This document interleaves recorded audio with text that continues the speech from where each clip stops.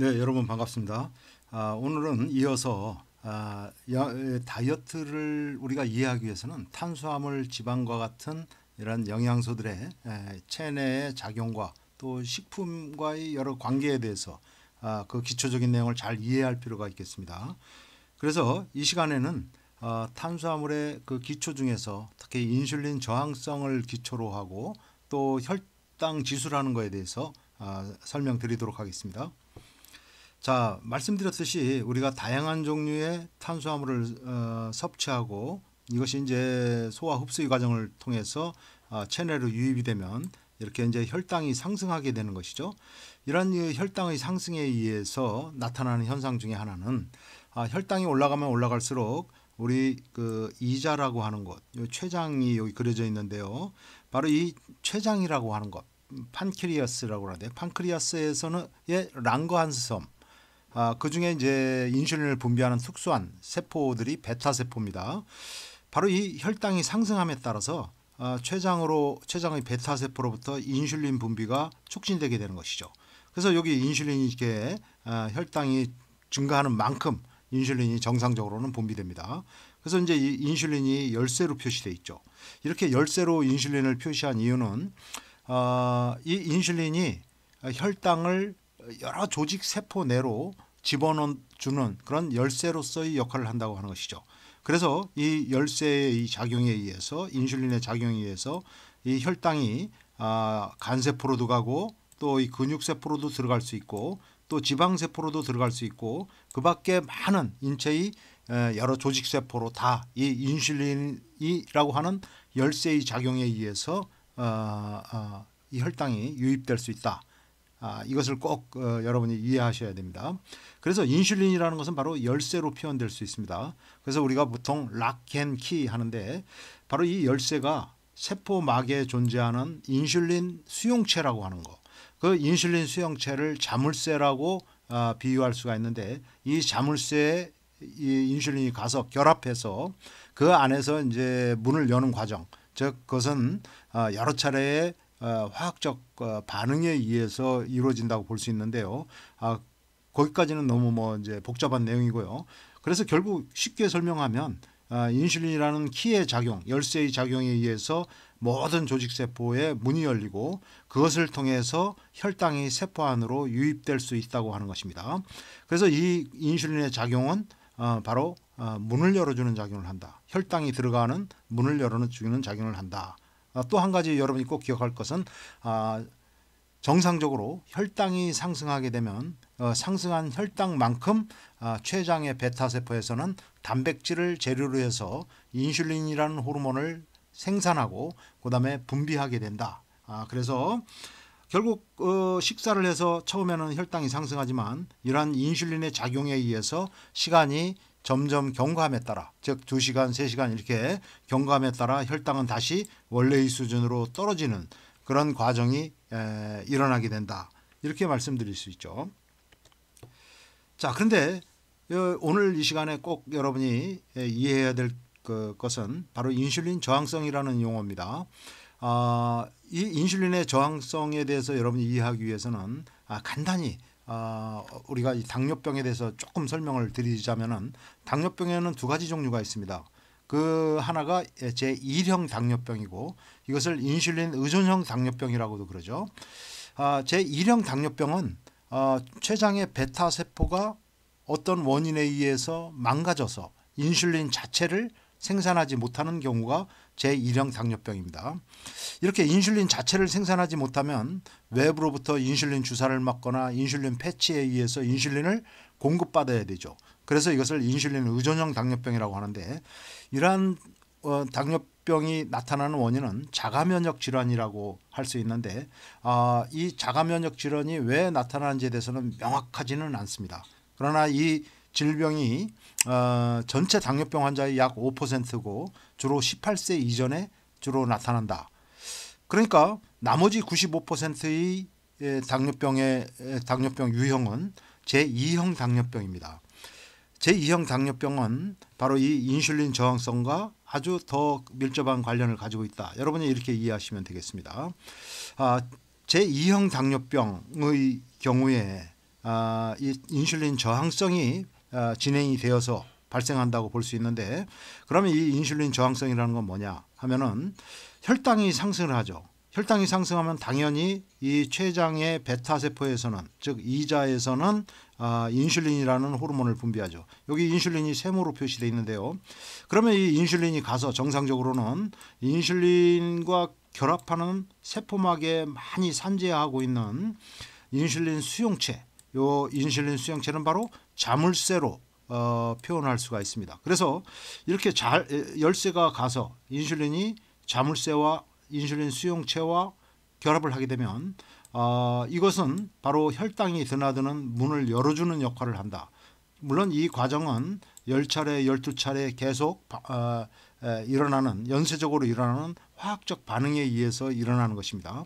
그래서 이 게이트, 즉 포도당이 드나드는 바로 이 문이라고 할 수 있죠. 이 단백질의 모양이 변형이 일어나면서 혈당이 세포 안으로 자연스럽게 이렇게 순조롭게 유입되는 것이 인체 세포 내에서 일어나는 정상적인 과정이라고 얘기할 수 있습니다.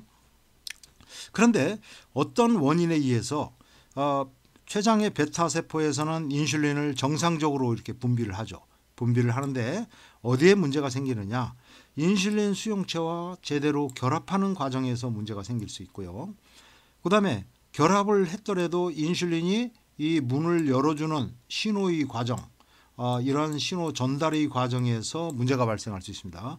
물론 이런 신호의 과정에서 작용하는 여러 가지 효소의 결함이 있다든가 뭐 이런 상황 때문에 이 문이 잘 열리지 않게 되는 것입니다. 그렇게 되면 인슐린을 분비하지 못해서 혈당이 세포 안으로 제대로 못 들어가는 거, 즉 열쇠가 부족하게 생산하니까 제대로 못 들어가는 제1형 당뇨병과 마찬가지로 결국 결과는 똑같죠. 즉 제대로 문이 열리지 않으니까 식후에도 계속 혈당이 고혈당 상태를 유지하는, 지속되는 바로 그런 상황이 발생한다고 하는 것이죠. 즉 이러한 현상을 인슐린 저항성이다. 즉 이 세포 안으로 혈당이 제대로 못 들어가는 그 현상이 췌장의 베타 세포에서는 인슐린을 정상적으로 분비하지만 이 인슐린이 제대로 작동하지 않아서 결국 혈당이 세포 안으로 들어가지 못하는 현상, 이것을 바로 인슐린 저항성이라고 하는 것이고, 현대 병인학에서 이 인슐린 저항성은 매우 중요한 그러한 그 질병의 여러 질병, 여러 가지 뭐 당뇨병은 말할 것도 없이 그다음에 뇌졸중이라든가 여러 가지 심장 질환 같은 순환계 질환, 또 뭐 비만 이런 것과 관련된 굉장히 중요한 질병의 뿌리라고 얘기할 수 있습니다. 자, 그러면 이제 여러분이 또 한 가지 중요한 개념을 이해할 필요가 있는데요. 그것은 바로 혈당 지수라고 하는 겁니다. 글리세믹 인덱스에서 GI라고 하는데, 이 GI가 나타나는 것은 뭐냐? 우리가 어떤 식품을 먹었을 때 얼마나 빨리 혈당이 올라가느냐, 어떤 식품은 혈당이 좀 더 더디게 올라가게 하는 그런 식품이 있고, 어떤 식품은 혈당이 굉장히 빨리 올라가죠. 대체로 뭐 단순 당류는 혈당을 굉장히 빨리 올리는 그런 뭐 소화 흡수 과정이 매우 빠르니까요. 그런 현상을 보이는데, 그래서 이 혈당 GI가 70 이상은 고혈당 식품이다. 그 다음에 혈당 지수가 뭐 56에서 69는 중간 혈당 식품이라고 할 수 있고요. 55 이하는 저혈당 식품이라고 우리가 구분할 수가 있죠.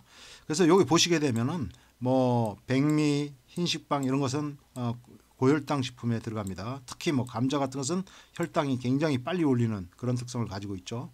뭐 콘프레이크도 마찬가지고, 또 수박도 의외로 이 GI가 높은 식품이라는 것을 우리가 알 수 있습니다. 뭐 그밖에 요런 것들을 한번 참조해 주시고요. 바나나 같은 거 이런 것은 이제 중간 혈당에 들어간다는 걸 알 수가 있죠. 그다음에 이제 저혈당 식품의 경우에는 여기 조금 뭐 미스가 생겼는데, 바나나는 뭐 중간 혈당과 저혈당의 중간당 경계선이라고도 얘기할 수 있습니다. 또 이제 저혈당 식품은 바로 이런 것들, 뭐 우유라든가 사과라든가 이런 것이 저혈당 식품이라고 할 수 있습니다. 문제는 대부분의 단순 당류는 이제 GI가 당연히 높은데 고혈당 식품이라고 할 수 있는데 이것이 이제 문제가 된다는 것이죠. 왜냐하면은 한꺼번에 혈당이 높아지면 그것에 따라 인슐린도 한꺼번에 많이 분비해야 되죠. 그러니까 췌장의 인슐린 분비 부담이 굉장히 높아지게 되는 것이다. 즉 여러 가지 이제 정제한 당을 사용하는 그런 간편식, 뭐 패스트푸드 이런 것들은 GI가 높은 특성을 가지고 있어요. 그렇기 때문에 비만과 또 인슐린 저항성에 중요한 원인이 된다. 방금 설명드렸듯이 왜 인슐린 저항성을 초래하느냐 하는 것은 차차 설명을 드리도록 하겠는데요.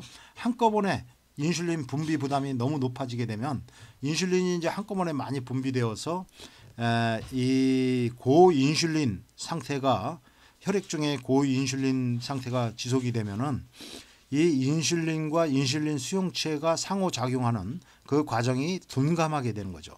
즉 인슐린 수용체의 민감도가 떨어지게 됩니다. 그래서 이제 제대로 작동하지 않게 되는 것이죠. 열쇠가 자물쇠에 제대로 작동하지 않게 되는 그런 인슐린 저항성의 원인이 된다고 하는 것입니다. 그렇기 때문에 바로 이런 파이라든가 뭐 이런 패스트푸드 이런 것으로 바로 이러한 식품류로 식사를 때워서는 절대 되지 않는다. 즉 이런 것을 하이 GI 식품이다. 고혈당 식품이라고 할 수 있습니다. 그래서 이 그림으로 표현했는데요. 소화의 흡수 과정이 매우 빠르다 보니까 혈당이 급격하게 상승하고 그로 인해서 인슐린이 과잉되게 분비되는 것이죠. 그렇게 되면 인슐린이 이제 과잉되게 분비되어서 이러한 그 수용체와 인슐린의 상호작용이 잘 이루어지지 못하게 되는, 즉 고인슐린 혈증 상태가 지속이 되면 인슐린 저항성이 진행될 수 있다. 이렇게 말씀드릴 수 있고요. 또 인슐린이 한꺼번에 많이 이렇게 증가하게 되면 인슐린은 혈당을 세포 안으로 집어넣어주는 역할을 하죠. 그러니까 혈당이 다시 감소해서 밥을 이런 형태의 식품을 먹었는데 다시 금방 허기증을 갖다가 느끼게 되는 그런 요인이 될 수 있다고 하는 것입니다. 네, 여러분 감사합니다.